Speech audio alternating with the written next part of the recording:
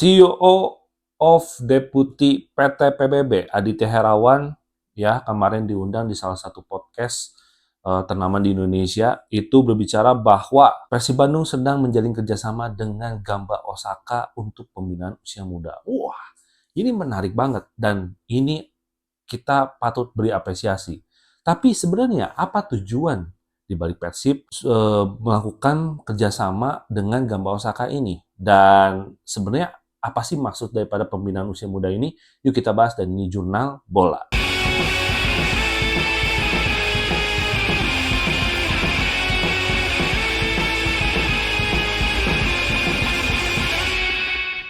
Ya, kemarin di salah satu podcast ternama di Indonesia, yaitu Aditya Herawan, salah satu CEO of Deputi PT PBB, itu berbicara bahwa Persib Bandung sedang menjalin kerjasama dengan Gamba Osaka untuk pembinaan usia muda. Which is itu good. Kenapa? Ini adalah pilihan yang tepat. Jepang sekarang menjadi menjadi titik acuan di mana sepak bola Asia itu bisa maju karena liganya yang maju. Nah, ini yang digambarkan oleh J-League. Dan Gamba Osaka itu adalah klub di mana yang sudah malam melintang di AFC sebagai juara ya, nggak pernah absen juga di AFC. Kemudian kita tahu kok di Liga juga dia salah satu top tier-nya gitu ya, Gamba Osaka ini. Jadi menurut gue ini adalah pilihan tepat karena kalau kita bicara pembinaan usia muda, Jepang adalah salah satu yang terbaik ya. Kita tahu Wataru Endo, terus juga Takefusa Kubo gitu ya. Ya kita lihatlah kemarin Jepang mainnya kayak gimana gitu lawan Indonesia.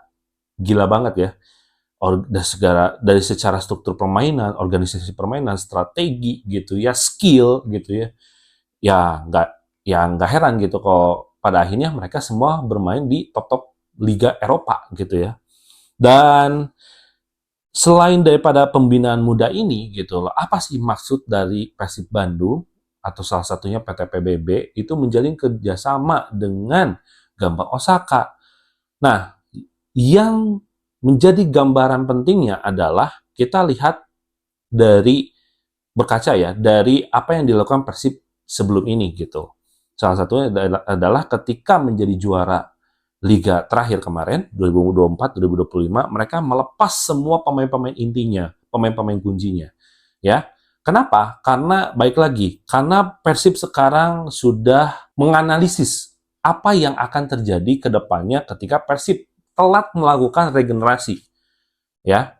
Itu juga akan diulang ya, akan diulang atau mengulang masa-masa di mana juara sebelum-sebelumnya. Itu intervalnya sangat jauh. Kenapa? Karena telat regenerasi. Kalau kita bicara regenerasi, berarti kita juga bicara masalah filosofi.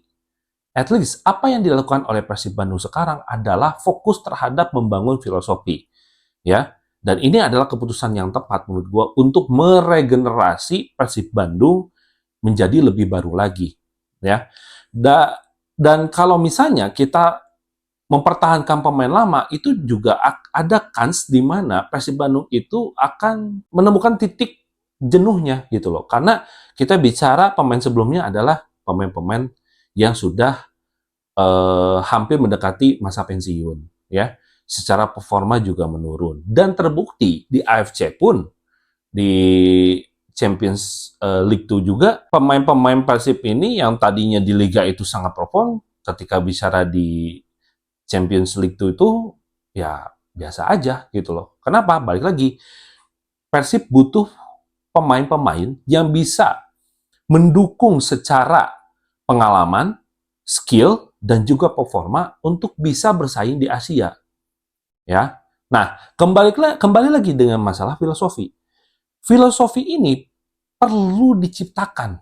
Kenapa? Karena kita itu sudah dalam masa di mana kita itu menjadi juara bertahan, ya 4 bintang di Indonesia, menjadi salah satu klub yang mempunyai konsistensi juara tertinggi selain Persipura Jayapura ya, walaupun sekarang bermain di Liga 2. Jadi ketika Persib sebagai klub besar itu tidak punya trajektori ke depan, apalagi membahas soal filosofi gitu loh. Ketika Persib ini sebagai klub besar tidak punya filosofi, ya kita akan menemukan ombak lagi gitu loh. Makanya perlulah dibuat sebuah filosofi permainan sepak bola. Filosofi itu dibangun dari apa? Dari karakter. Kalau kita lihat Spain itu dengan Barcelona-nya, Belanda itu dengan Ajax-nya. Sekarang Indonesia kalau nggak punya filosofi, di mana klub yang bisa mempertahankan filosofi itu? Karena menurut gua nggak ada klub di Indonesia yang bisa punya filosofi tetap, ya. Filosofi tetap. Rata-rata semuanya mengadaptasi permainan-permainan gaya luar gitu loh. Makanya dibuatlah sebuah karakter. Misalnya, Indonesia representatif filosofinya dari mana? Ya dari Persib Bandung. Persib Bandung itu karakternya diciptakan dari mana? Dari karakter masyarakatnya, dari karakter kotanya, gitu ya.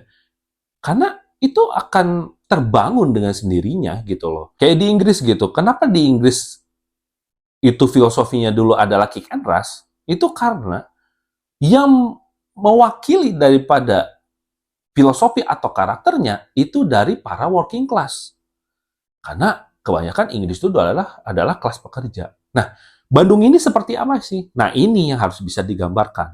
Dan itu semua harus dimulai dari grassroots, alias pembinaan usia muda.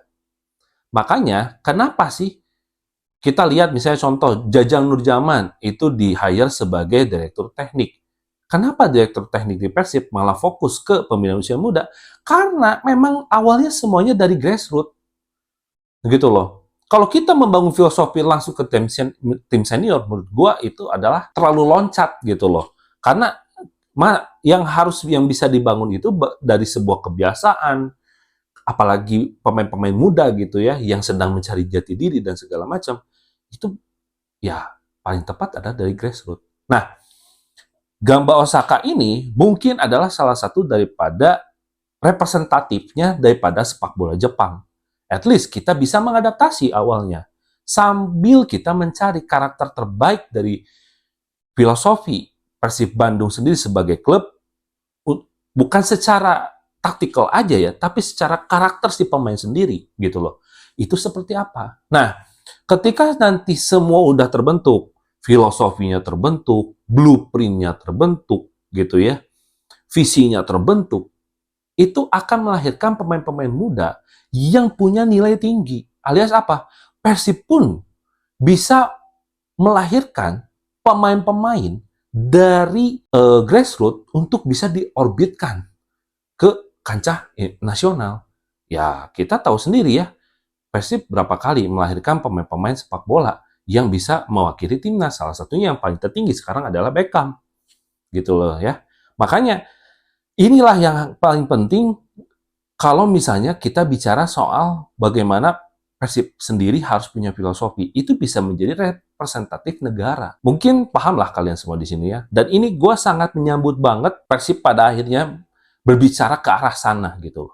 Dan gue menjadi semakin yakin bahwa Persib ini sebenarnya fokusnya bukan juara, itu fokusnya. Memang fokus utama lah, udah pasti. Siapa sih yang nggak mau juara lagi? Apalagi hat-trick gitu ya.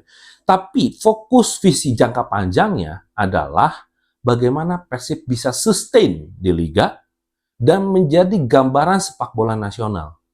Itu yang paling terpenting gitu loh. Dan gue sangat mendukung hal itu karena udah layak lah sekelas Persib, klub besar gitu ya. Apalagi siapa sih yang menjadi saingan di Jawa Barat selain kalau bukan hanya Persib Bandung saja gitu loh. Nggak ada gitu. Semua sudah representatifnya adalah Persib Bandung.